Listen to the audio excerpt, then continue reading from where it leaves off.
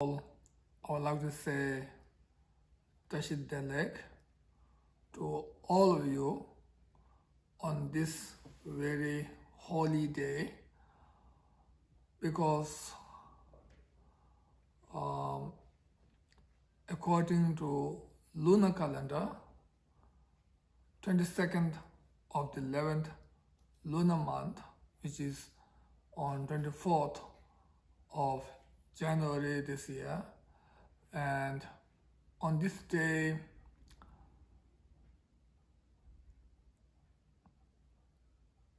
is the anniversary day of chogyal phagpa, and also it is the anniversary day of Jituma Chime Tembe Nyima, and also it is the anniversary day of our Guru Khenchen Abbe Rinpoche. So on this very holy day, I was asked by Trechin Kunkapling to speak on the biography of chogyal phagpa. Generally speaking, phagpa tradition is established by the Khen family members, and especially by the Khen Kuncho Gyalpo. And the Khen family members generally has three special names. First one is clear light of celestial race, because long time before, on the land of snow, three brothers from clear light god Ram descended, and they are known as Jiring, Yuring, and Yuse. And then later, Yuring, one of the brothers, had a son called Masang Jije, and then his son is called Toze Pangpota or Bawatak, and then his son is called Tako Yechen, and his son is called Yapanke. So there are 5 generations that holds this celestial race only. And then the sixth generation, which is known as Khenparke, from that time onwards, they also hold the second name, which is the stainless Khen lineage.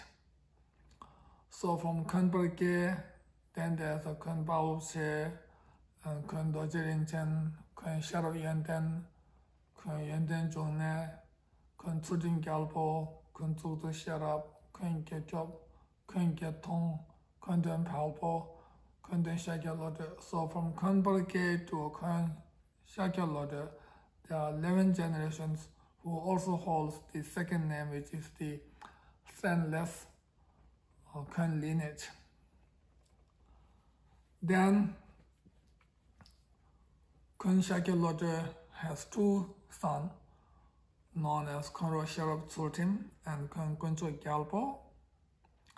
So Khen Kuncho Gyalpo is the younger brother, and he established the phagpa tradition according to the wish of his elder brother Khenro Sharab Tsultim in 1073 AD. So from that time onwards, they also hold the third name, which is this Sakya. So these 3, the clear light of celestial race, stainless Khen lineage, and Sakyapa, these 3 are known as the 3 special names that are in the Khen lineage. And Khen Kuncho Gyalpo was born in 1034. So now already 908 88 years ago. And he entered into Mahaparinirvana in 1102. And then his son is Lama Sakyaba Chimpa Kunga Nyingpo. And then his son is Kungaba, Lubiram Jasanam Jamo, Chitanam Jatabai Galton, and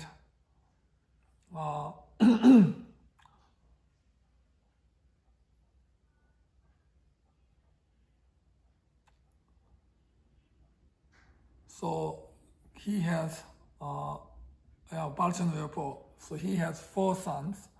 The elder one went to India to study and then passed away in India itself. Then second and third are known as Lubiram Jasanam Jamo and Chitanam Jatabai Galton. And 4th son is called Palchan Vepo. And Palchan Vepo has sons, and one of them is Sakya Pendita Kungai Gyalten, and the younger one is called Dainye Chambo Sangpo Pal. No, sorry, Sangdo Sanam Gyalten. So Sangdo Sanam Gyalten is Sakya Pendita's younger brother, and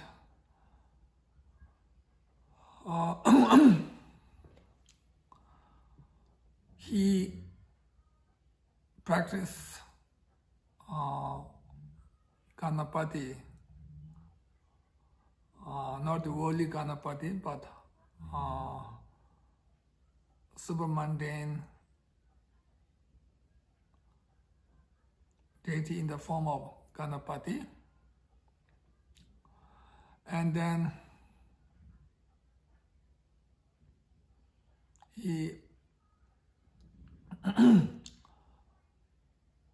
Ganapati himself asked a great practitioner called Saturn River.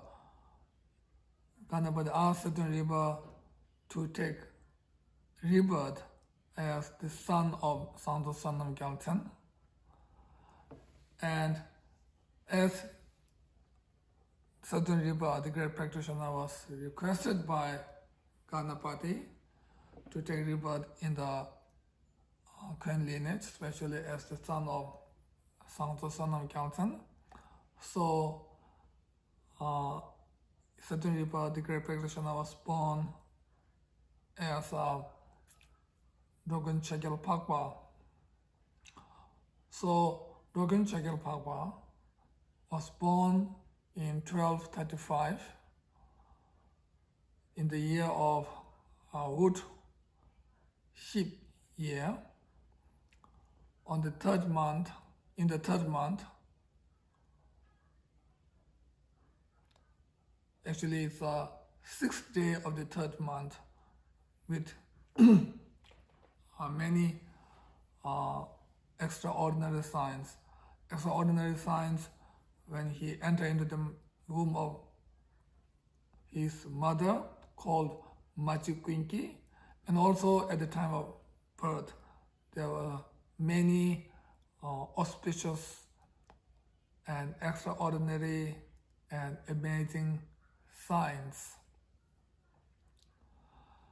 And not only there were signs of noble being at the time of entering into the mother's womb and also at the time of birth, but also when he was young, especially when he was very young, without learning, he can read, he can write, and also he knows other subjects without learning it, and some he learned, but he can understand, or he knows all these without putting lots of effort or without great difficulties.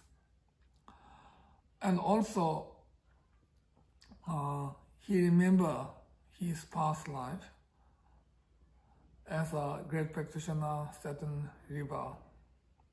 Saturn Riva was great practitioner certain river can directly talk with our Lokiteshvara, who is the embodiment of all the Buddha's compassion. So when certain river's disciple heard that his reincarnation was born in Sakya as a dragon chogyal phagpa, or actually his personal name is Lotte Gyaltsen. So then two of his disciples went to Sakya to see and to examine whether this is the real incarnation or not. And then when chogyal phagpa saw these two, not only he recognized their face, but also he recognized their names. So they were really amazed, and they generate very strong and unshakable faith and devotion and pay great respect to chogyal phagpa. And also, at one time, chogyal phagpa was accompanying Sakya Pentita Kunga Gyaltsen, who is also his uncle, and not only as his uncle, but also mainly as his root guru. So when he was traveling with Sakya Pentita at one place called Kirong, there they saw many monks, and at that time there was one old monk called Tashi Tendru, who was his assistant, who was the assistant of his previous life as a certain river. So when chogyal phagpa see this old monk, then he said, "My assistant Tashi Tendru." So he remembered this old monk was his previous life's assistant, and also remember his name, Tashi Tendru. So then this old monk was very moved and he was very emotional. He felt, he was very emotional, and the tear come from his own eyes, and also he hold chogyal phagpa's feet and pay great respect. So these are some of the clairvoyance that he showed when he was young, when he was child. And when he was 3 years old, he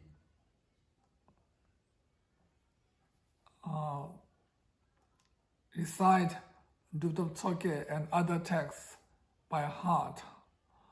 So at that time,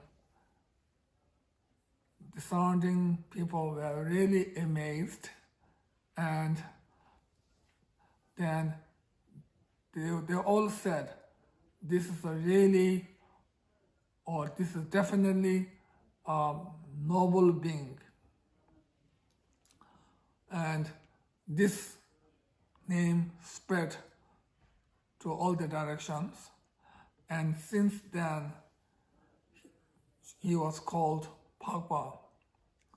Phagpa means noble. So phagpa is not his personal name, but this is like a title. And then at the age of 10, he received novice vow from Sakya Pentita, and also he visited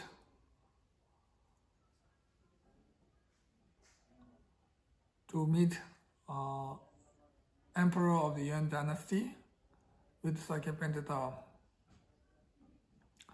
And at the age of 17,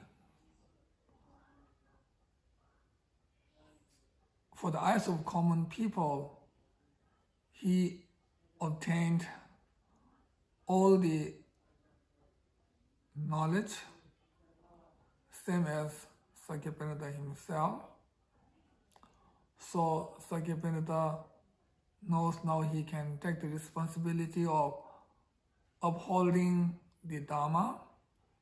So therefore Sakyapanita gave him the conch shell or dharmic conch shell and baking bowl and other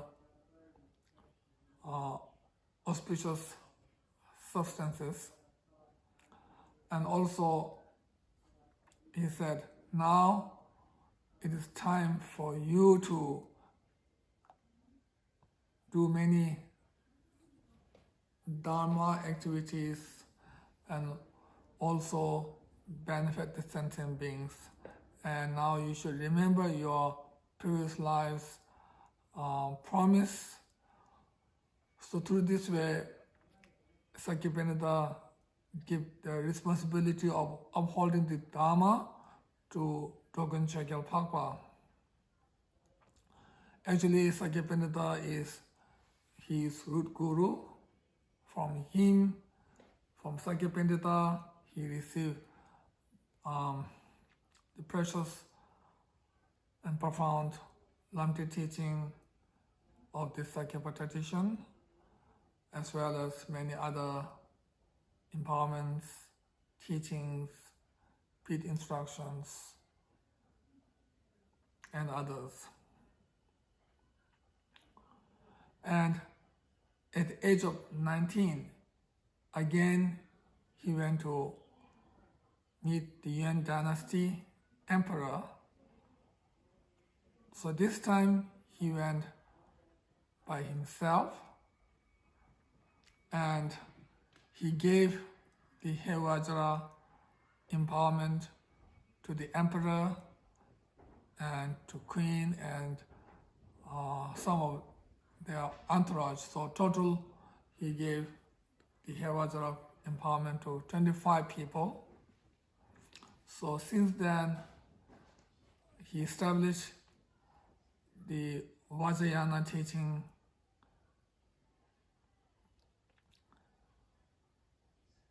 in his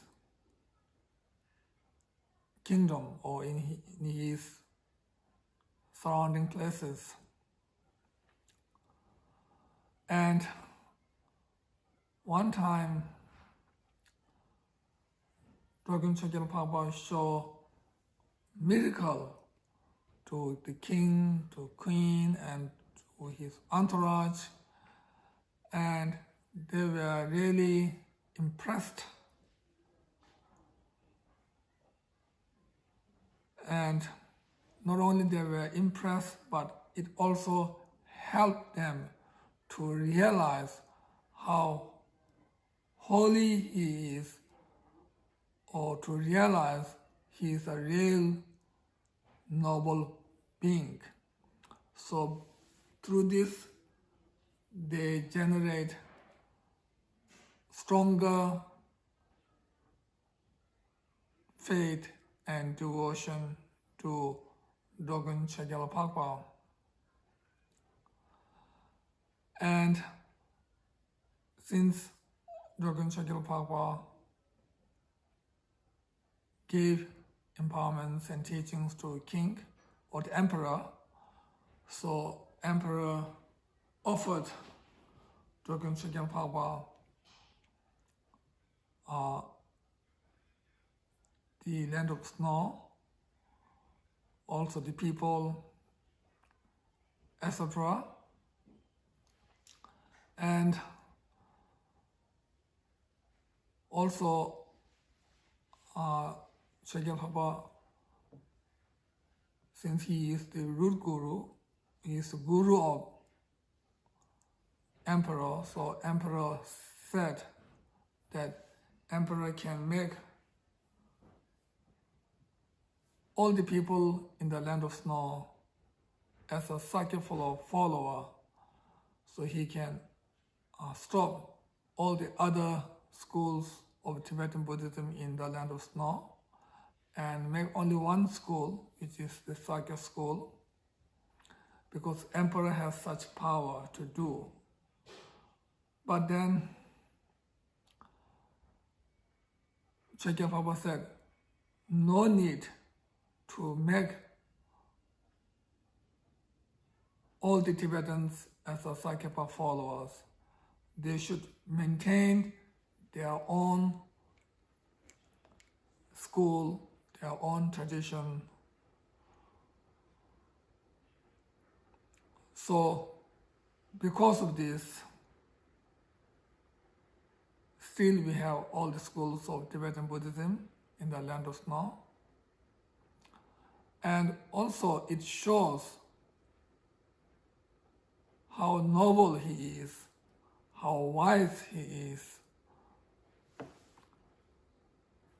how wisdom he is.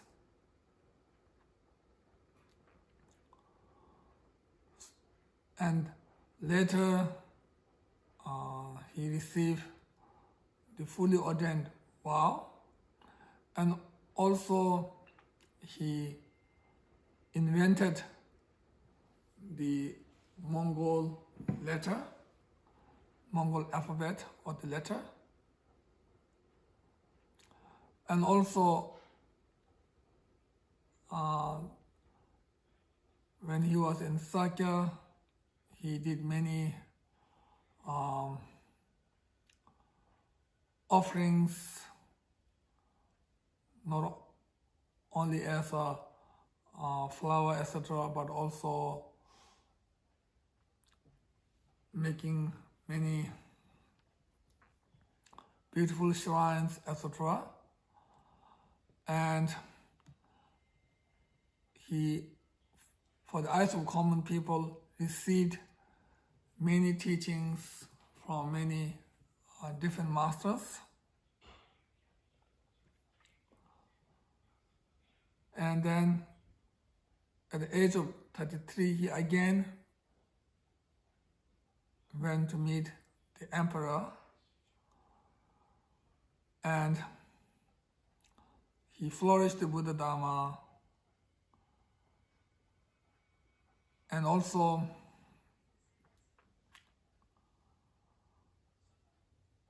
he flourished the Buddha Dharma far and wide, and also when he turned the wheel of Dharma, he turned the wheel of Dharma to many different peoples, to many different followers, and gave them many different kinds of teachings. And one time, he gave teachings to so many people.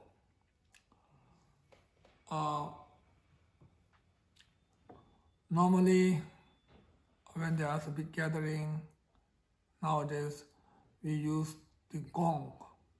In Tibetan, we call karma. I think it's called gong, right? Someone will beat the gong to gather the followers to receive the empowerments.